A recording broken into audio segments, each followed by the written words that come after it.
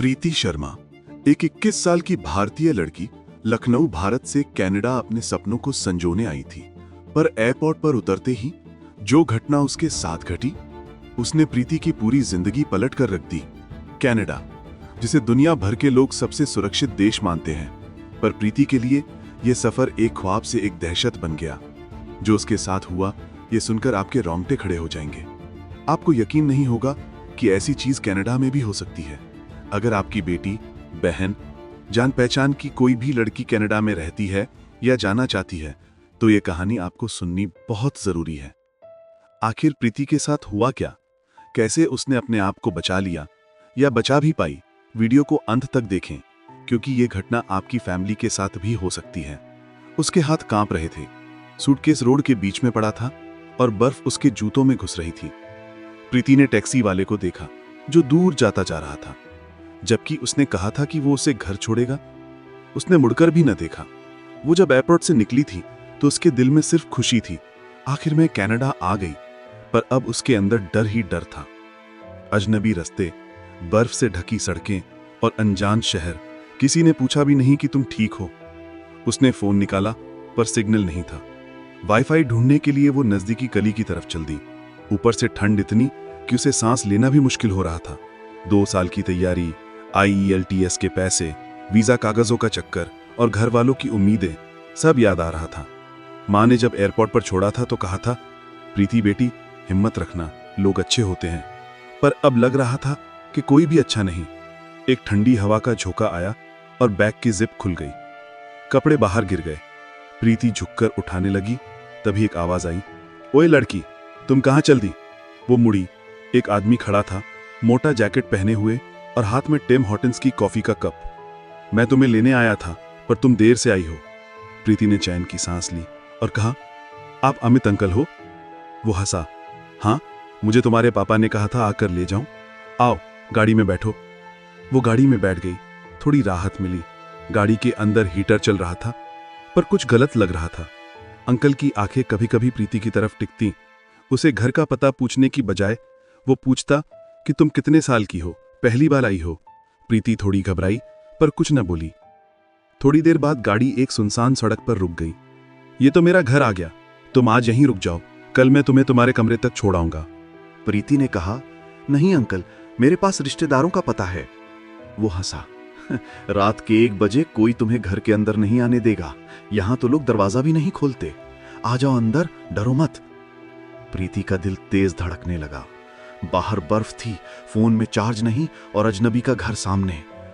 उसने धीमी आवाज में कहा, ठीक है, मैं एक रात के लिए आ जाती हूं। वो घर में दाखिल हुई। घर के अंदर गर्मी थी पर महसूस ठंड हो रही थी। दीवारों पर कुछ तस्वीरें लगी थीं, कुछ लड़कियों की। प्रीति ने ध्यान से देखा। एक तस्वीर में वो लड़की थी जिसे उसने इंस्टाग्राम पर देखा था, पंजाब की सिमरत प्रीत, जो कनाडा आकर गायब हो गई थी।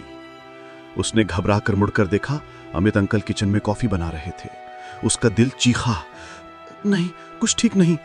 दरवाजे की कुंडी धीरे धीरे बंद हुई। बाहर बर्फ बढ़ गई थी और प्रीति ने पीछे से आवाज सुनी, तुम डरती क्यों हो प्रीति? और भी आई थी, तुम नहीं जानती क्या? उसने मुड़कर देखा, उसके हाथ में कुछ चमक रहा था। पर क्या?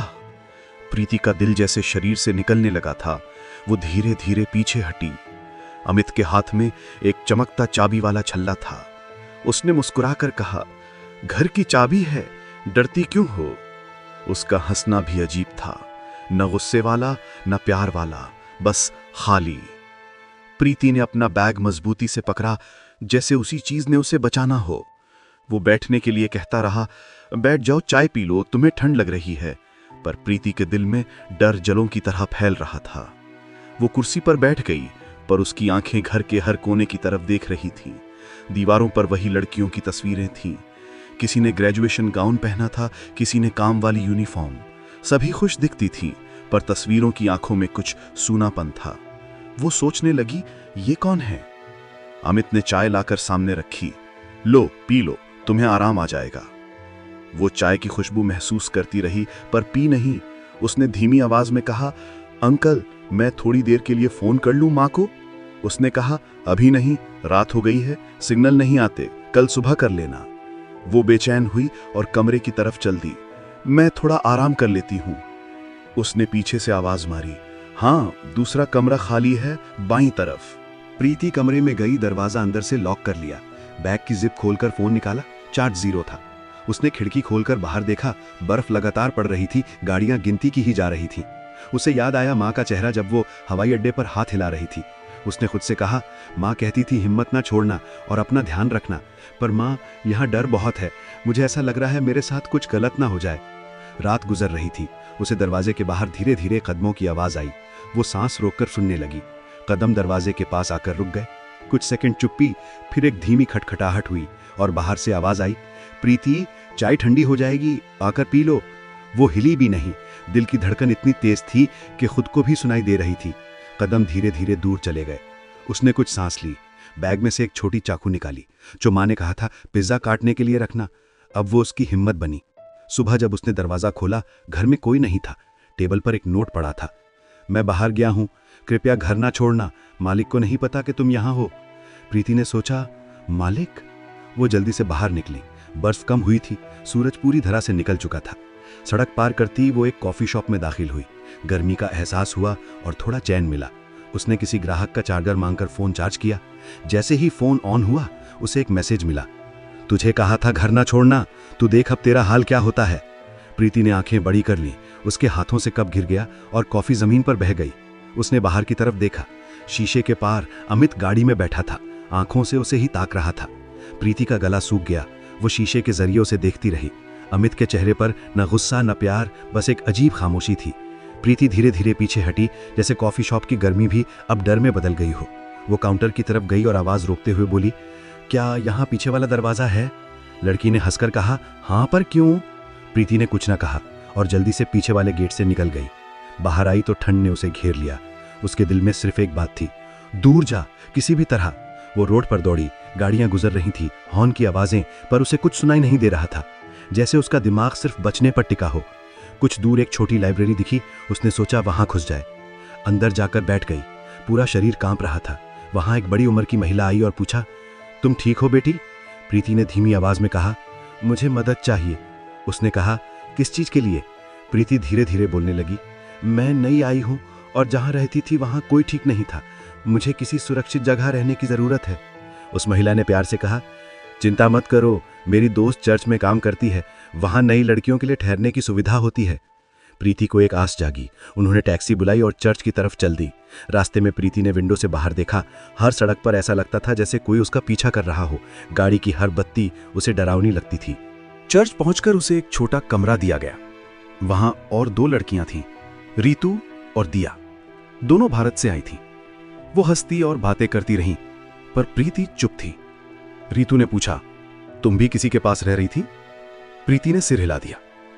दिया ने धीमी आवाज में कहा, अगर वो आदमी अमित था तो सावधान रहना, वो बहुत सारी लड़कियों को फंसा चुका है। प्रीति का सांस रुक गया। उसने पूछा, आप जानती हैं उसे? रीतू ने कहा, वो एक ग्रुप के साथ मिलकर लड़कियों को नौकरियों के नाम पर फंसाता है, हमें भी पैसे देने पड़े थे बचने के लिए। प्रीति का दिल हिल गया। उसने कहा, मैं पुलिस के पास जाऊंगी। दिया ने हाथ पकड़ लिया, मत जाना, बहुत खतरा है, उनके हाथ ऊपर तक पहुंचते हैं। रात हो गई। चर्च में चुप्पी थी। प्रीति बिस्तर पर लेटकर छत की तरफ देख रही थी। हर शब्द गूंज रहा था, वो बहुत सारी लड़कियों को फंसा चुका है। उसने फोन चेक किया, नया नंबर था।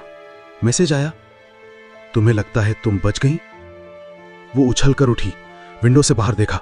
बर्फ पर गाड़ी के टायरों के निशान सीधे चर्च के गेट तक आ रहे थे और दूर गाड़ी का दरवाजा धीरे धीरे बंद हुआ। प्रीति का दिल धक धक कर रहा था। उसने धीमी आवाज में रीतू को जगाया, उठो, वो बदमाश फिर लौट आया है। दोनों ने आधी नींद में पूछा, कौन? वही अमर। प्रीति की आवाज कांप रही थी। दिया ने तुरंत फोन उठाया और पुलिस को कॉल की, पर इस बार किसी ने कॉल नहीं उठाई। 3 बार कोशिश करने पर भी कोई जवाब नहीं मिला, जो बहुत ही अजीब बात थी। अब उन्हें ऐसा लगने लग गया था पुलिस भी उनकी मदद नहीं कर सकती। प्रीति ने कहा, हमें चर्च से निकलना पड़ेगा। रीतू ने डरते हुए पूछा, पर कहां जाएंगे आधी रात को? इससे सुरक्षित जगह और कहां है? वो सोचती रही। अचानक लाइब्रेरी वाली बुजुर्ग महिला याद आई। उसके पास चलते हैं, कम से कम सुरक्षित जगह पर तो होंगे। तीनों जल्दी से बैग उठाती हुई बाहर निकली। चर्च के गेट से बाहर आई तो हवा में एक अजीब खामोशी थी। गाड़ी वहां नहीं थी। प्रीति ने सांस ली, शायद वो चला गया। पर जैसे ही उन्होंने रोड पार की, पीछे से गाड़ी के टायरों की आवाज गूंजी। वही काली कार और वही नंबर प्लेट। वो तीनों दौड़ी। प्रीति के पैर बर्फ में फंसते, पर उसने हार नहीं मानी। गाड़ी उनके बिल्कुल पीछे थी। वो एक तंग गली में मुड़ी और एक पुरानी इमारत के अंदर छुप गई। सांस चढ़ा हुआ था, हाथ कांप रहे थे। प्रीति ने धीमी आवाज में कहा, हमें पुलिस स्टेशन तक पहुंचना है, कोई और रास्ता नहीं। कुछ मिनट चुप्पी रही, फिर गाड़ी की आवाज दूर हो गई। तीनों धीरे धीरे निकली और बस स्टॉप की तरफ चल दी। सड़क सुनसान थी, पर एक बस आ रही थी। प्रीति ने हाथ हिलाया, बस रुकी। वो तीनों चढ़ गई। जैसे ही बस चली, प्रीति को लगा अब बच गई। पर अगले ही मोड़ पर उसने ड्राइवर के कंधे पर टैटू देखा, वही शेर वाला टैटू जो अमित के हाथ पर था। उसका दिल रुक गया। ड्राइवर ने रियर मिरर में से देखा और धीरे से हंसा। लंबा सफर कर लिया है प्रीति। प्रीति चीखने लगी, पर बस के अंदर कोई नहीं था, सिर्फ वो तीन और ड्राइवर। रितु और दिया ने पीछे के दरवाजे की तरफ दौड़ लगाई, पर दरवाजा अंदर से बंद था। बस तेजी से सुनसान रास्ते पर दौड़ रही थी। बाहर बर्फ पड़ रही थी और अंदर डर का सिलसिला रुक नहीं रहा था। अचानक दूर पुलिस की लाइटें चमकी। बस रुकी और ड्राइवर गायब था। दरवाजा अपने आप खुल गया। पुलिस अंदर आई और तीनों लड़कियों को बाहर निकाला। प्रीति रोई, वो फिर लौट आया था। पुलिस को कॉल उसी चर्च वाली बुजुर्ग महिला ने की थी। दिया ने पहले ही सब कुछ बता दिया था। कुछ दिनों बाद पुलिस ने उस आदमी को पकड़ लिया था। पूछताछ करने के बाद पता चला कि ये आदमी भोली भाली लड़कियां जो भारत से कनाडा आती थीं, उन्हें अपना शिकार बनाता था। उन्हें पैसे और नौकरी का लालच देकर एक गंदे ग्रुप में शामिल करता था, जहां लड़कियां अपने ही लोगों और दूसरों को खुश करने जाती थीं। इस शहर में आज के समय बहुत सारी लड़कियां इस चीज की शिकार हैं। जिन्हें काम नहीं मिलता और हिम्मत हार जाती हैं, वो कुछ 1% लड़कियां ये रास्ता अपना लेती हैं, क्योंकि इससे कम से कम वे अच्छा पैसा कमाकर पीछे कर्जा उतार सकती हैं। पर उन्हें इस कम उम्र में शायद ये नहीं पता होता कि वे किस राह पर चल पड़ी हैं। ये कहानी सिर्फ प्रीति की नहीं, हर उस इंसान की है जो विदेश आकर सपना देखता है एक अच्छी जिंदगी जीने का, पर हकीकत में बहुत संघर्ष करता है। जिंदगी हमेशा आसान नहीं होती, पर हिम्मत रखने वाला हारता नहीं। याद रखो, अगर तुम्हें कोई भी रास्ता नहीं दिख रहा तो इसका मतलब ये नहीं कि गलत रास्ता ही अंतिम विकल्प है। भगवान पर भरोसा रखो, उसके घर देर है अंधेर नहीं, उसकी मेहर जरूर होती है। अगर आपको ये कहानी अच्छी लगी तो वीडियो को लाइक कर दो और हमारे चैनल को सब्सक्राइब करो और कमेंट में बताओ कि लड़कियों के लिए 12वीं के बाद कनाडा आना सही या ग्रेजुएशन के बाद। आप हमें सपोर्ट भी कर सकते हो चैनल का खास मेंबर बनकर। मिलते हैं अगली वीडियो में।